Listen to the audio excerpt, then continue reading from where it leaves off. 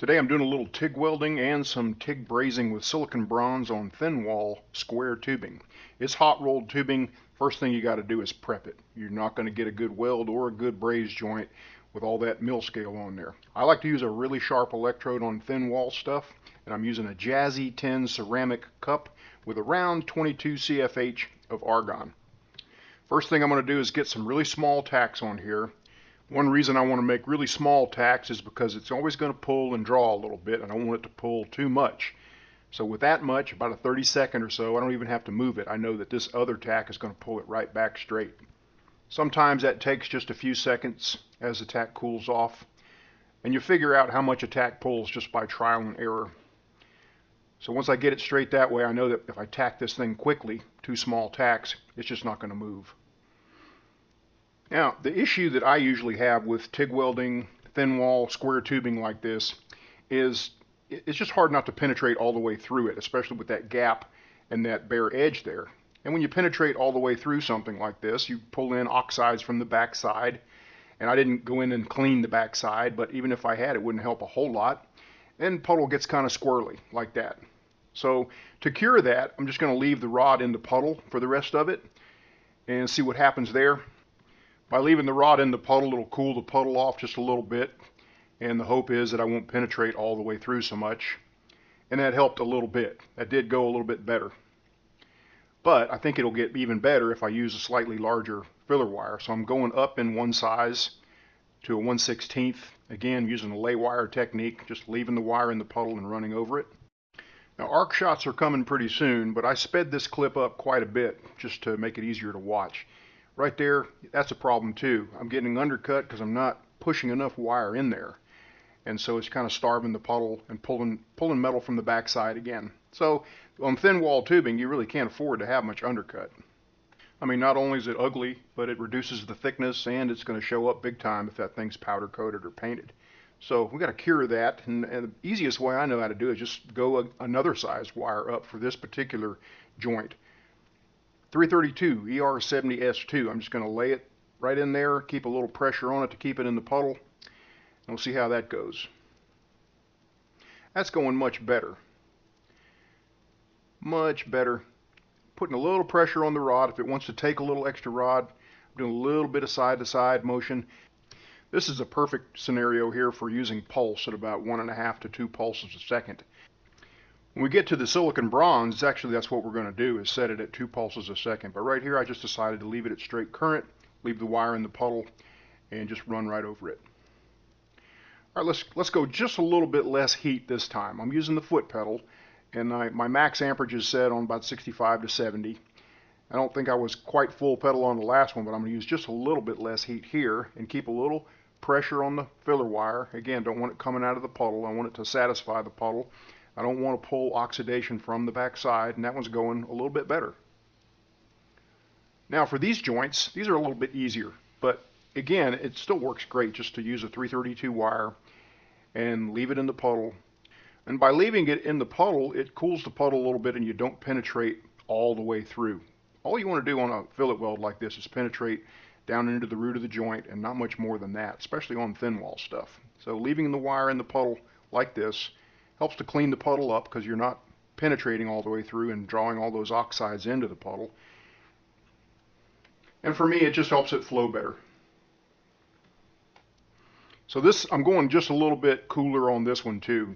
Again, usually what happens is the very last weld, I finally get something dialed in the way I like it. And that's kind of the way this one is. It's just a little bit smaller weld. I'm keeping it a little bit narrow, a little bit less side-to-side wiggle. And the coverage, because I'm using a little bit less heat, the coverage from that Jazzy tin cup is pretty awesome. And now we're going to do a little TIG brazing with silicon bronze. 2 pulses per second, 33 pulse time, 33 background, and 332 silicon bronze filler metal.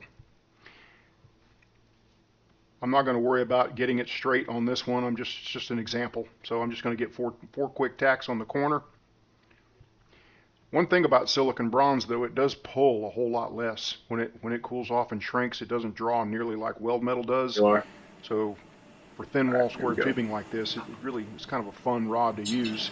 I know some furniture builders that use this, and some of them blend it off. make a nice smooth fillet.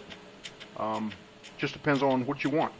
It's not as strong as weld metal, but if you put a lot of metal in there, it's almost as strong, or can be as strong. You put really large fillets and a really large bead like this.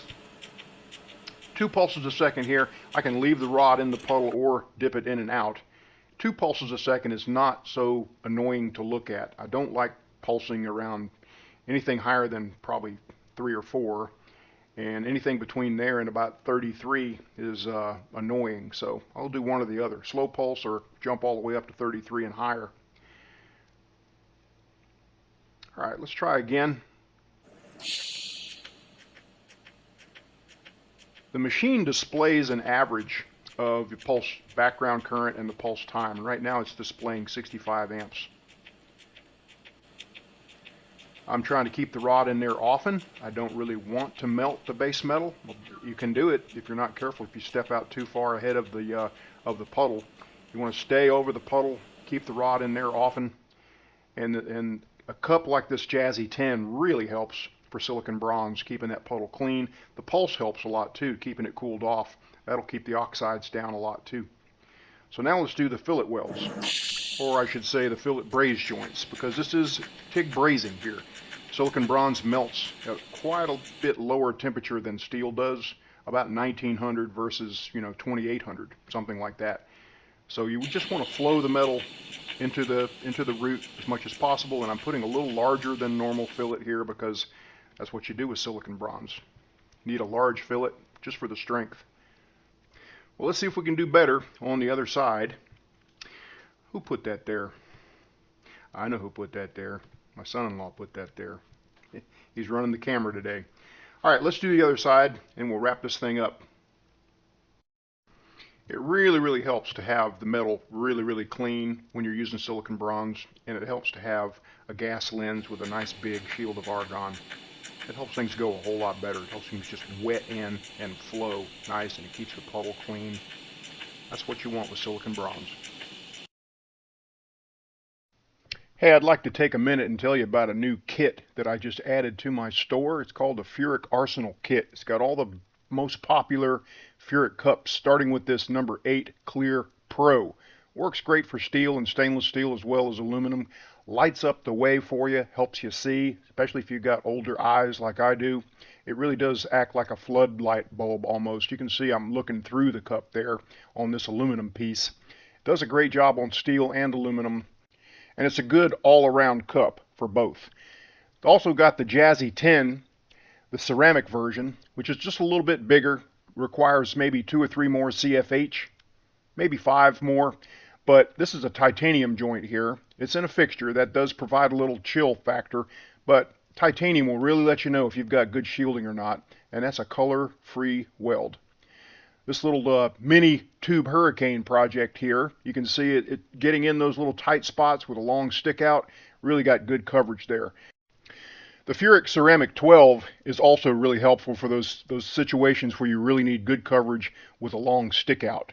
This new BBW cup design, the clear design, has got a threaded brass insert in it, and for those situations where you just really need perfect argon coverage like on titanium or Inconel exhaust and things like that, this really does fit the bill. You don't always need it, just for those high-end applications where you need really good coverage and possibly a really long stick out.